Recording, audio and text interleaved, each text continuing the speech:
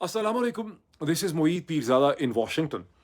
6 जून 2024 में पाकिस्तान में जो कुछ हुआ, अब तो 7 जून 2024 का इस वक़्त आगाज़ हो चुका है। लेकिन 6 जून 2024 को पाकिस्तान में जो डेवलपमेंट्स हुई, उनका एक बड़ा मरबूत किस्म का पॉलिटिकल एनालिसिस जो है, फिलॉसॉफ़िकल भी मैं आपके सामने रख सकता हूँ। लेकिन इससे पहले कि मैं 6 जून के वाक़यात की तरफ चलूँ, मैं आपको याद करवाना चाहता हूँ कि 6 जून की इंसानी तारीख़ में, 20वीं सदी की तारीख़ में, जंग की तारीख़ में, बल्कि यूँ कहिए कि कंटेम्परेरी ह्यूमन हिस्ट्री जो है गुज़िश्ता चंद सौ बरस की, उसमें इसकी बड़ी अहमियत है। 6 जून को क्या हुआ था? आज से 80 बरस कबल, अंदाज़न 80 बरस कबल, 6 जून 1944 को, 6 जून 1944 को एलाइड फोर्सेस ने, अमेरिकन लेड एलाइड फोर्सेस ने दूसरी जंग अज़ीम को ख़त्म करने के लिए फ्रांस के साहिल नॉर्मंडी के ऊपर लैंड किया। कहा जाता है कि इंसानी तारीख का अब तक का ये सबसे बड़ा सी born and airborne coordinated operation था, जिसके नतीजे में तकरीबन 3 मिलियन फोर्सेस जो हैं, if I am not wrong, उन्होंने यूरोप के साहिल के ऊपर लैंड किया। और वो जद्दोजहद शुरू हुई इंसानी तारीख की सबसे बड़ी जंग की, जिसके नतीजे में अगले 11 महीने में अमेरिकन लेड फोर्सेस ने नाज़ी जर्मनी, हिटलर के तसल्लुत से फ्रांस को और पूरे वेस्टर्न यूरोप को आज़ाद करवाया। उस वक़्त चैलेंज जो है अमेरिकन पावर के लिए यूरोप था।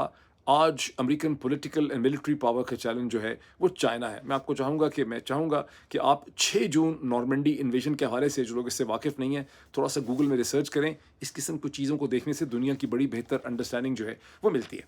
अब पाकिस्तान की हम डेवलपमेंट्स की तरफ चलते हैं कि 6 जून 2024 का जो दिन है, उसमें पाकिस्तान में बड़ा कुछ हुआ। इमरान खान साहब एक वीडियो लिंक के ज़रिए सुप्रीम कोर्ट पाकिस्तान के सामने नैब अमेंडमेंट केस में पेश हुए। आज ही के दिन में हुकूमत ने एक बड़ी घटिया हरकत की कि इमरान खान के सेल की तस्वीर इशू की, ये साबित करने के लिए कि इमरान खान एक मुग़ल बादशाह की तरह अडयाला जेल के अंदर रह रहे हैं। मेरे पिछले वीलॉग के दरमियान में और इसके दरमियान में अज़हर माशवानी साहब के 2 भाई, दोनों प्रोफेसर्स, जनाब ज़हूर माशवानी साहब और मज़हर माशवानी साहब जो हैं, उन्हें उठा लिया गया।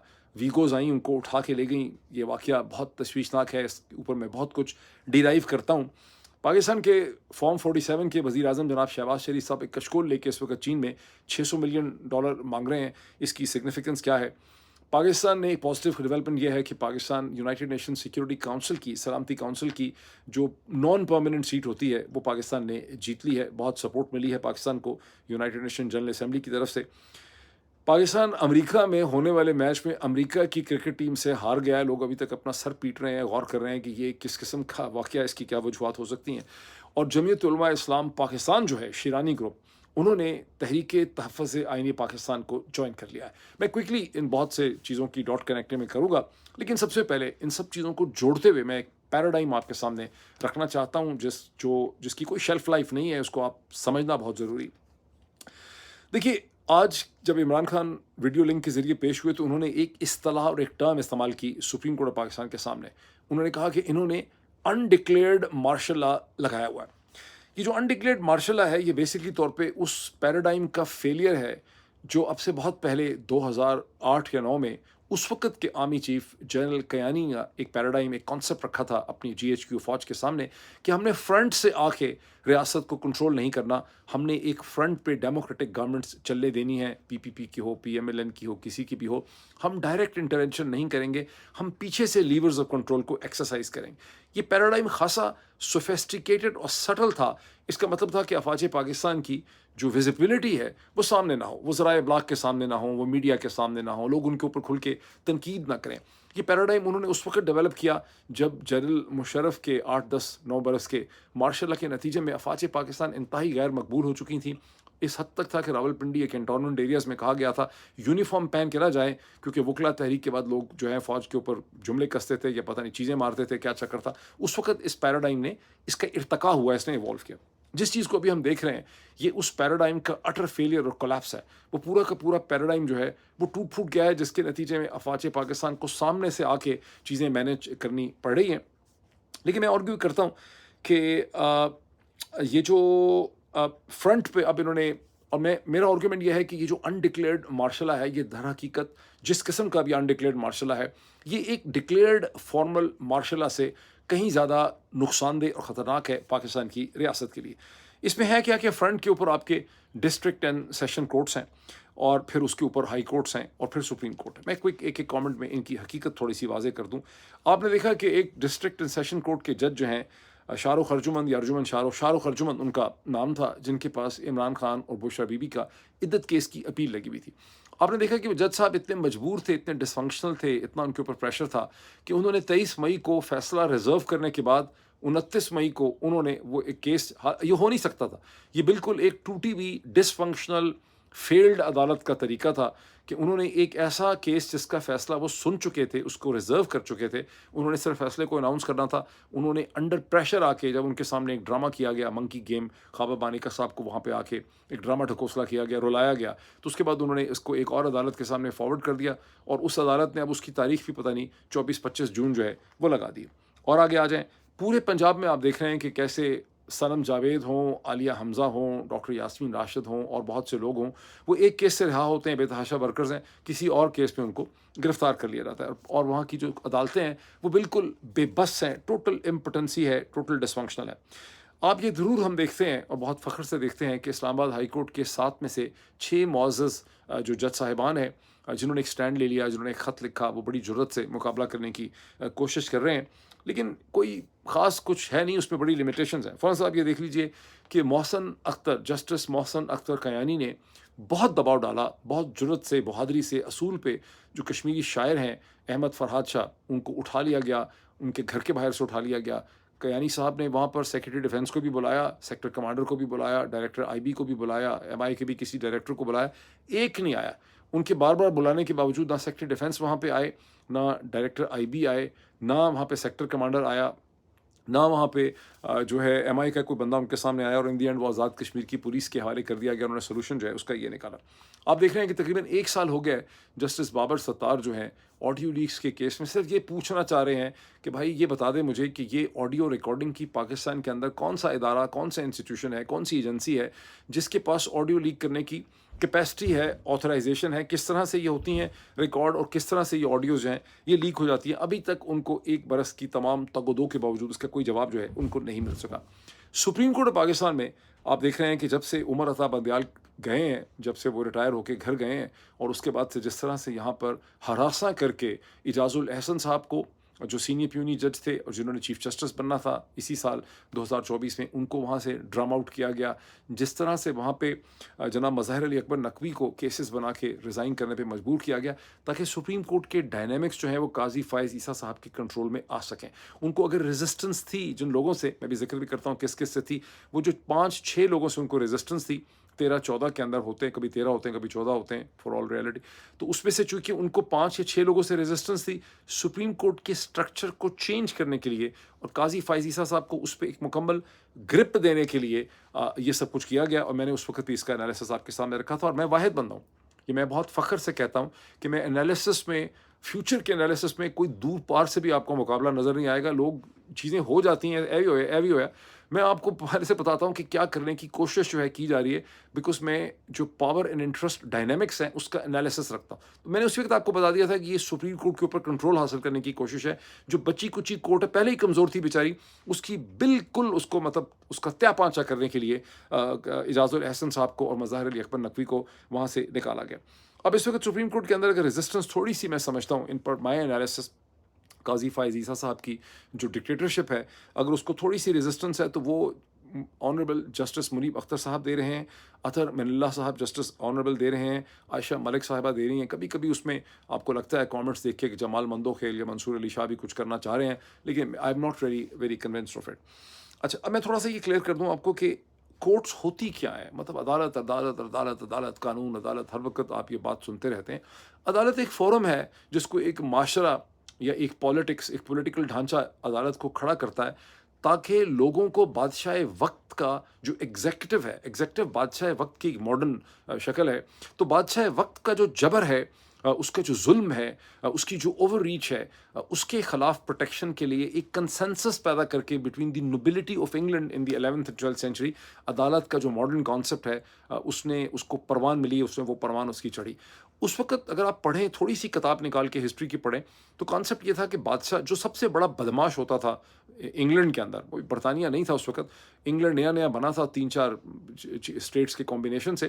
تو وہ جو انگلینڈ تھا اس انگلینڈ کے اندر جو سب سے بڑا بدماش ہوتا تھا، جو سب سے بڑا غنڈہ ہوتا تھا، جس کے پاس سب سے زیادہ سپاہی ہوتے تھے، جو قبضہ کر لیتا تھا مملکت کے اوپر یا ملک کے اوپر، اسے بادشاہ کہتے تھے۔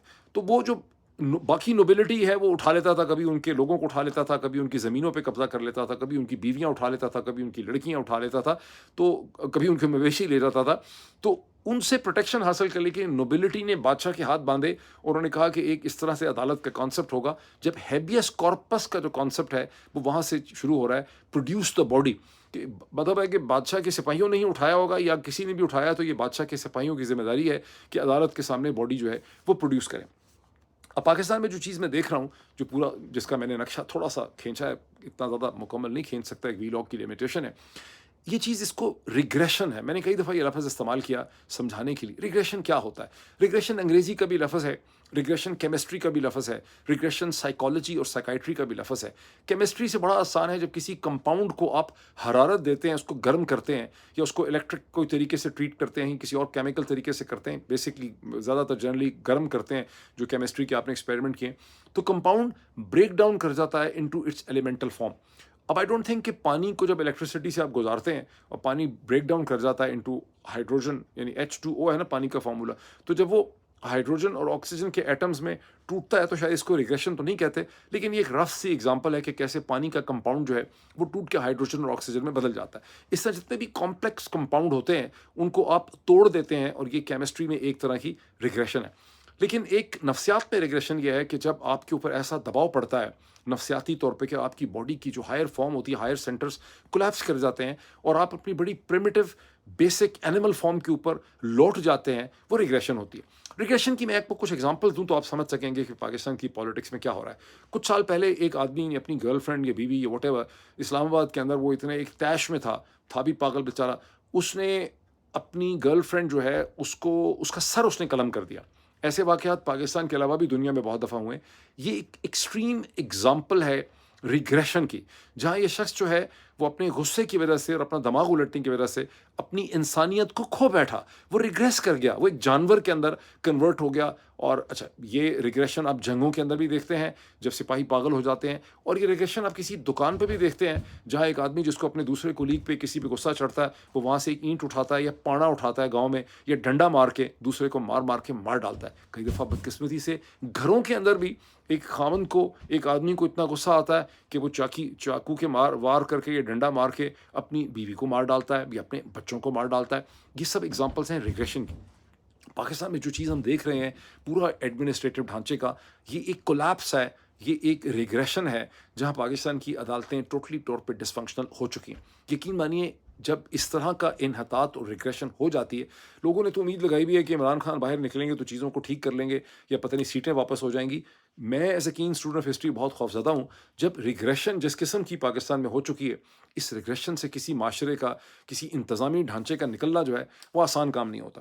میری ایڈوائس یہ ہے آپ سارے لوگوں کو جو نارتھ امریکہ میں ہیں، کینیڈا میں، امریکہ میں ہیں، آسٹریلیا، نیوزی لینڈ میں ہیں، برطانیہ میں، جو ڈیموکریٹک سوسائٹیز میں رہتے ہیں، باقی تو کہیں کچھ کرنا ممکن ہی نہیں ہے۔ آپ لوگوں کو پہلے تو اس کانسیپٹ کو سمجھیں، اور اگر سمجھیں تو اس کے بعد آپ اس کو ڈسکس کریں، پٹیشن کریں، لیٹر لکھیں ٹو لیگل اینڈ جوڈیشل فورا، ٹو ہیومن رائٹ آرگنائزیشن جیسے ایمنیسٹی انٹرنیشنل US ہے، ایمنیسٹی انٹرنیشنل گلوبل ہے، رپورٹرس آن فرنٹیئرز ہے، کمیٹی ٹو پروٹیکٹ جرنلسٹ ہے، ہیومن رائٹ واچ ہے، یونائٹڈ نیشن اقوام متحدہ کا ہیومن رائٹ ڈویژن ہے، اور یونیورسٹیز میں، ایکیڈیمکس میں، جہاں جہاں لاء کے اور ہیومن رائٹ سے ریلیٹڈ ڈپارٹمنٹس ایگزسٹ کرتے ہیں، وہاں خط لکھیں، ایک ایک دو دو پیراگراف، ان کو بتائیں کہ آپ کی ذمہ داری ہے کہ آپ دیکھیں کہ 250 ملین کا جو پاکستان ملک ہے، اس میں کس طرح سے عدالتیں توتلی طور پر ان کو ڈسفنکشنل کر دیا گیا ہے۔ آج عدالتیں پاکستان میں صحافی ہوں یا پولیٹیکل ورکرز ہوں یا عام شہری ہوں یا کچھ بھی ہو، بولنے والے ہوں، شاعر ادیب ہوں، یہ جو کشمیری شاعر بیچارہ تھا، یہ کدھر کا سیاستدان تھا؟ یہ تو صرف بیسکلی سوچ رہا تھا، اپنی سوچ کا ایکسپریشن کر رہا تھا۔ سوچ ختم ہو جاتی ہے جب آپ اس کی ایکسپریشن نہیں کریں۔ تو پاکستان میں عدالتیں جو ہیں وہ اتنی ٹوتھ لیس، اتنی ڈسفنکشنل ہو چکی ہیں، ان کے پورے نظام کو اتنا بے بس کر دیا گیا ہے، اور ایک انڈکلیئرڈ مارشل ہے۔ اس کی طرف توجہ لوگوں کی دلائیں، اس کو ایک نان پولیٹیکل لیول پہ انڈرسٹینڈ کرنے کی ضرورت ہے کہ آخر یہ 250 ملین کے ملک کا آخر فیوچر آخر ہوگا کیا، جہاں پر بالکل ایک لا آف جنگل جو ہے وہ ایگزسٹ کرتا ہے۔ اب میں آؤں ایگزیکٹ واقعات کی طرف۔ देखिए, नैब अमेंडमेंट केस के अंदर इमरान खान दोबारा पेश हुए एक वीडियो लिंक के ज़रिए। ऑफ कोर्स उसकी लाइव स्ट्रीमिंग नहीं हुई और साथ ही इमरान खान के सेल की फ़ोटोज़ इश्यू कर दी गई कि वो बादशाह जहांगीर की तरह रह रहे हैं अपने किसी सेल के अंदर। 2 व्लॉगर्स ने इस अदालत की कार्रवाई जो है उसको बड़ा अच्छा कवर किया। एक व्लॉगर ने पाकिस्तान से कवर किया, एक ने इसे अमेरिका से कवर किया। पाकिस्तान से कवर किया इमरान रियाज साहब ने, जो अदालत में फ़ॉर्च्यूनेटली मौजूद थे, बिकॉज़ वो कहते हैं कि जो रिपोर्टेड है कि उनको हज पे वो बार-बार जाने की कोशिश कर रहे हैं, उनको एयरपोर्ट से जो है रोक दिया जाता है। आई डोंट अंडरस्टैंड कि क्यों रोक दिया जाता है, बिकॉज़ इमरान रियाज पाकिस्तान छोड़ के दौड़ने वाले नहीं हैं, और क्योंकि वो अपनी फैमिली के साथ बड़े क्लोज़ली है, मेरी अंडरस्टैंडिंग है, वो ये समझते हैं कि अगर मैं यहाँ से निकल के चला जाऊँगा या कहीं और चला जाऊँगा, जो ख़तरा इनको है, पहले तो अगर उनके पास वीज़ा ही नहीं लगे हुए अमेरिका, बरतानिया के, तो ज़ाहिर है कहीं और से मिलते नहीं हैं। लेकिन वैसे भी अगर उनके पास वीज़े होते भी, तो आई कैन एश्योर कि Imran Riaz is not going to run away, because मेरी अंडरस्टैंडिंग ये है कि he is very concerned of कि मेरे वालिद साहब, मेरी फैमिली, उन सब के बारे में कंसर्न्स हैं। पाकिस्तान में तो आपको पता है कि एक फेडरल क्राइम रेगुलेशन लगी हुई है 1903 की, तो अगर कोई बाहर जाके भी कोई वीलॉग वो करेंगे तो उनके ख़ानदान को हर्ट किया जा सकता है, जैसे कि अज़हर माशवानी के भाइयों को, प्रोफेसर साहिबान को उठा के देखा है। तो क्यों ये उनको ये कर रहे हैं, इट्स नॉट क्लियर। सो इमरान रियाज ने एक वीलॉग किया। इमरान रियाज ना जा सके तो इस्लामाबाद में मौजूद थे, वो सुप्रीम कोर्ट ऑफ पाकिस्तान में थे, उन्होंने वहाँ का आंखों देखा हाल जो है अपने एक 19-20 मिनट के वीलॉग के अंदर डिस्क्राइब किया। और शहबाज गिल ने इसके ऊपर कमेंट भी किया, और शहबाज गिल ने इमरान खान की तस्वीरों के ऊपर भी कमेंट किया अपने वीलॉग के अंदर। इन दोनों वीलॉग्स के अंदर जो फ़र्क है टेम्परेचर का और टेम्परामेंट का और टोन एंड टेनर का, उससे आपको पाकिस्तान और पाकिस्तान से बाहर की सूरत हाल पता चलती है, और उससे आपको पता चलता है कि क्यों पाकिस्तान से बैठे जो बाहर वीलॉगर्स हैं 4-5, उनको इतना ज़्यादा टारगेट जो है वो क्यों किया जा रहा है, उनकी दुहाई क्यों है। इमरान रियाज जिस ज़्यादा ज़रूरतमंद और बोलने वाला, और वैसे भी इमरान रियाज की एक बड़ी कैपेबिलिटी है कि वो अपना हर जुमला बड़ा मुकम्मल, छोटा-छोटा जुमला मुकम्मल करके बोलते हैं। लेकिन कंप्लीटली कॉशियस तरीके से इमरान रियाज ने इस इंतहाई फिस्टी किस्म की सुप्रीम कोर्ट की जो प्रोसीडिंग हुई है, जिसका ना सर था ना पैर, और जिस तरह से काजी फ़ायज़ ईसा साहब वहाँ पे इंटरवीन कर रहे थे, उसको बहुत ही सैनिटाइज वर्जन उसका जो है वो इमरान रियाज ने प्रेजेंट किया, और टोटली इसको डिफरेंट तरीके से देखा शहबाज गिल ने बाहर से, क्योंकि ट्विटर के ऊपर उसकी बहुत सी इन्फॉर्मेशन जो है वो अवेलेबल थी। अच्छा, वैसे इमरान रियाज ने बड़ी अच्छी डिस्क्रिप्शन दी, उससे भी चीज़ों को आप बहुत अच्छा समझ सकते हैं। लेकिन ट्विटर से आपको बहुत अच्छी तरह से पता चलता है कि काजी फ़ायज़ ईसा साहब, जिन्हें इमरान रियाज ने बहुत एक सैनिटाइज तरीके से देखा, वो कितने वाइल्ड थे। मैं 2 सिर्फ आपके सामने एग्ज़ाम्पल्स रखता हूँ। जब इमरान खान ने वहाँ पे ये पहली बात ये की कि मुझे ये पता चला है कि मेरी लाइव स्ट्रीमिंग इसलिए नहीं हुई कि ये ख़तरा था कि मैं जो हूँ इससे सियासी तौर पर मैं इस्तेमाल कर रहा हूँ, सियासी मकासद के लिए इस्तेमाल कर रहा हूँ। तो मैंने क्या ऐसी इर्रेस्पॉन्सिबिलिटी की बात की कि मुझसे ये राइट ले लिया गया, या मेरे बारे में ये कमेंट, ये डिटर्मिनेशन जो है वो की गई। उसके जवाब में इंतहाई एरोगेंस से काजी फ़ायज़ ईसा साहब ने ये फरमाया to one of the tallest characters in Pakistani history. मैं कह सकता हूँ बगैर किसी रत्ती भर शर्म के या किसी शक के या शर्म के, कि पाकिस्तान की 77 बरस की तारीख में कायद आज़म मोहम्मद अली जिन्ना के बाद the tallest character who stands head and shoulder upon everybody in Pakistani history today is the former Prime Minister of Pakistan, Imran Khan. इस रेस्पेक्टेड आदमी को, जिसके साथ पाकिस्तान की 80% अवाम खड़ी है, उसको काजी फ़ायज़ ईसा साहब ने, जो इंतहाई डूबियस प्रोसेस के ज़रिए चीफ जस्टिस ऑफ पाकिस्तान बने, और जिनके करप्शन के केसेस के बाद उनको रिज़ाइन कर देना चाहिए था लंदन अपार्टमेंट्स के बाद, उन्होंने इमरान खान को शट अप कॉल देते हुए ये कहा कि कोई जज अपनी रीज़न्स को बताने के लिए बाउंड ही नहीं है। बताते क्या काजी फ़ायज़ ईसा साहब? काजी फ़ायज़ ईसा साहब ने तो लाइव स्ट्रीमिंग पहले बंद कर दी। या तो होता कि इमरान खान ने लाइव स्ट्रीमिंग के दरमियान में कोई ऐसी बात की होती जिसकी बेसिस पे ये 5 जज साहिबान आपस में कॉन्फ्रेंस करते, मिलते, विथड्रॉ करके, और फिर कहते कि इमरान खान को लाइव स्ट्रीमिंग की फैसिलिटी नहीं होनी चाहिए बिकॉज़ इमरान खान अब्यूज़ कर रहा है फैसिलिटी को। काजी साहब ने तो पहले ही ज़हनी तौर पे फैसला कर लिया कि खतरा पाया जाता है। उन्होंने डिसीजन में लिखा खतरा है, मेरे ज़हन के अंदर खतरा पाया जाता है। तो इतना माशाल्लाह बड़ा जस्टिस जो है वो इंसानी तारीख में कभी गुजरा नहीं। दूसरी उनकी इंटरवेंशन बड़ी इंटरेस्टिंग थी। उन्होंने इमरान खान को कहा कि अंग्रेज़ी में बात ना करें, आप उर्दू में बात करें। भाई काज़ी साहब भूल ही गए कि काज़ी साहब खुद तकरीबन 55-60% टाइम उर्दू में बात नहीं करते, अंग्रेज़ी में बात करते हैं। And he loves hearing himself speaking in English. Anyone who has heard Qazi साहब, उनकी एक ख़ास बैरोटोन किस्म की आवाज़ है जिसको सुनने का उनको बहुत ज़्यादा शौक है। और अक्सर दुनिया में इस पोजीशन के ऊपर जो जज होते हैं, आप व्लॉगर हैं, आपको इतना बोलने का शौक है, आप इसे कहते हैं टीवी एंकर हैं, आप कोई पॉलिटिकल कमेंटेटर हैं, जज इतना नहीं बोलते। किसी ने प्रोसीडिंग अगर देखनी है तो एक कहीं देखें वेस्टर्न कोर्ट्स की कि वहाँ जज कितना बोलते हैं कितना नहीं बोलते, खास करके जो चीफ जस्टिस होते हैं। इन एनी केस قاضی صاحب عجیب سی بات کی انہوں نے, سپریم کورٹ آف پاکستان کی آفیشیل لینگویج ہی انگریزی ہے, انگریزی میں لکھتے ہیں ڈیسیجن کہ آپ اردو میں ڈیسیجن لکھتے ہیں. ٹھیک ہے, جب وکیل بیچارے تھک جاتے ہیں انگریزی بول بول کے, جس طرح سے مچھلیاں سانس لینے کے لیے اوپر آتی ہیں, آپ دیکھیں گے سوئمر جو ہوتا ہے, مچھلیاں تو شاید نہیں آتی ہیں, سوری ٹو سے, یہ جو سوئم جب آپ کرتے ہیں, میں نے بھی کبھی کوشش کی تھی, تو جب آپ کا سانس آپ کو نہیں آ رہا ہوتا تو آپ سانس لینے کے لیے سوئمر جو ہے اوپر آتا ہے. تو اسی طرح یہ پاکستان کی عدالتوں کے سارے وکیل جو ہیں انگریزی تو بول ہی نہیں سکتے. 80% پاکستانی وکیل, if I am being very kind to them, 80% میں نے چھوٹا فگر بولا ہے, انگلش نہیں بول سکتے بیچارے. تو جب انگلش نہیں بول سکتے تو تھوڑا تھوڑا درمیان میں اردو بولنا شروع کر دیتے. لیکن قاضی فائز عیسیٰ کی اتنا مسئلہ تھا عمران خان کے ساتھ کہ کہا کہ اردو میں بات کریں. ٹھیک ہے, آج اسے کہتے ہیں قاضی فائز عیسیٰ صاحب جو ہیں, میری انالیسس یہ ہے کہ انہیں اس بینچ کے اندر جو 5 ممبر بینچ ہے اس میں ان کو فرم کنٹرول حاصل ہے یا سپورٹ حاصل ہے. ان کے الائز ہیں جسٹس امین الدین صاحب, جسٹس اظہر رضوی صاحب اور جمال مندوخیل صاحب. مطلب میرا نہیں خیال کہ وہ ان کے خلاف جائیں گے. The only resistance is from the justice Athar Minallah. تو یہاں ڈیسیجن ان آل پروبیبلٹی 4-1 کا آئے گا قاضی صاحب کے فیور میں اور حکومت کے فیور میں, یا یہ 3-2 ہو جائے اگر جمال مندوخیل نے ان کے خلاف ایک دوسرا ڈیسیجن ڈالا. یہ ڈیسیجن آئے گا کیا, فیصلہ ریزرو کر لیا گیا. میں بھی آپ کو بتا دیتا ہوں, میری اسپیکولیشن یہ ہے کہ اس میں سبسٹنس پہ تو جایا ہی نہیں جائے گا نیب والے معاملہ میں. اس میں ٹیکنیکل بنیادیں ہوں گی کہ پارلیمنٹ کو ڈیسائیڈ کرنا چاہیے, عدالت کو ڈیسائیڈ نہیں کرنا چاہیے.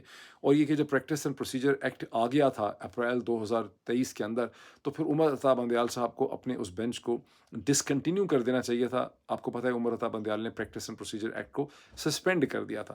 ویسے ان پہ یہ لاگو پھر بھی نہیں ہونا چاہیے تھا, بیکاز یہ ریٹروسپیکٹیو افیکٹ سے جب قانون بنائے جاتے ہیں تو پیچھے جا کے نہیں بنائے جاتے, وہ آگے کے لیے بنائے جاتے ہیں. تو پیچھے سے قانون بنا دیں کہ جو بچہ پیدا ہے وہ پیدا نہیں ہوگا, یا جو بندہ مر گیا ہے اس کو زندہ کر دیں. اسی لیے عدالتیں دنیا میں جب لا میکنگ باڈیز ہوتی ہیں وہ ریٹروسپیکٹیو افیکٹ سے قوانین نہیں بناتی, پراسپیکٹیو افیکٹ سے بناتی ہیں. اور یہ کیس عمران خان نے فائل کیا تھا جون 2022 کے اندر, اور اس کو لگا لیا تھا سپریم کورٹ نے in the first week of July 2022 میں, اور یہ قانون بنایا گیا پریکٹس اینڈ پروسیجر کا 2023 میں. لیکن آپ دیکھ لیجئے کہ بہت ہی بے تکا قسم کا ڈیسیجن آئے گا which will once again confirm my fear and analysis کہ پاکستان میں تمام عدالتی نظام جو ہے وہ بروکن ہے, ڈس فنکشنل ہے. اس پہ آپ کو ڈسکس کرنا چاہیے. اب آئے اس کے اوپر جو پکچرز عمران خان کی ریلیز کی گئیں, وہ شہباز گل صاحب نے اس کا بہت ہی زبردست ایموشنل, بہت سخت جذباتی, کیونکہ ان کا پرسنل ایکسپیرینس ہے اس قسم کے چھوٹے سیل میں تنہائی میں بند ہونے کا, انہوں نے اس کا بہت اچھا ایک انالیسس دیا. وہ آپ ضرور ان کا ویلاگ دیکھ لیجئے جو چند گھنٹے پہلے انہوں نے 3-4 گھنٹے پہلے کیا ہے, زیادہ گھنٹے پہلے, بیکاز میں اس کو لیٹ ریلیز کروں گا. جو تمام لوگ میڈیا میں ہیں یا فوٹوگرافی کرتے ہیں وہ اچھی طرح اس چیز سے واقف ہیں کہ آپ تصویر کو کسی بھی اینگل سے کھینچ سکتے ہیں. جیسے آپ نے جب نواز شریف اور مریم کے جلسوں کو بڑا دکھانا ہوتا ہے تو آپ کیمرے کو پین آؤٹ نہیں کرتے. تو یہ عمران خان کے سیل کی تصویر ایسے کھینچی گئی ہے جس سے ایک تاثر پیدا کرنے کی کوشش کی گئی ہے کہ عمران خان کا بہت بڑا ایک سیل ہے. حالانکہ ذرا جس کو کیمرے کا پتہ ہے یا لینس کا پتہ ہے وہ دیکھ سکتا ہے کہ یہ بہت چھوٹا سا سیل ہے فارمر پرائم منسٹر پاکستان کو جس میں رکھا گیا. اور اس کو اگر آپ کمپیئر کریں کہ جس طرح سے نواز شریف صاحب رہتے رہے عمران خان کے زمانے میں یا مریم بی بی رہتی تھیں, وہ ہے شاہانہ طریقہ, یہ نہیں ہے. غریدہ فاروقی صاحبہ جو چودھری نظام الدین کے لیے ہی ٹویٹس کرتی ہیں, ان کی اسپوکس مین بن گئی ہیں بدقسمتی سے, انہوں نے عمران خان کے سیل کے اوپر بڑا سرکاری قسم کا ٹویٹ کیا. وہ تو چلیں قابل معافی ہے.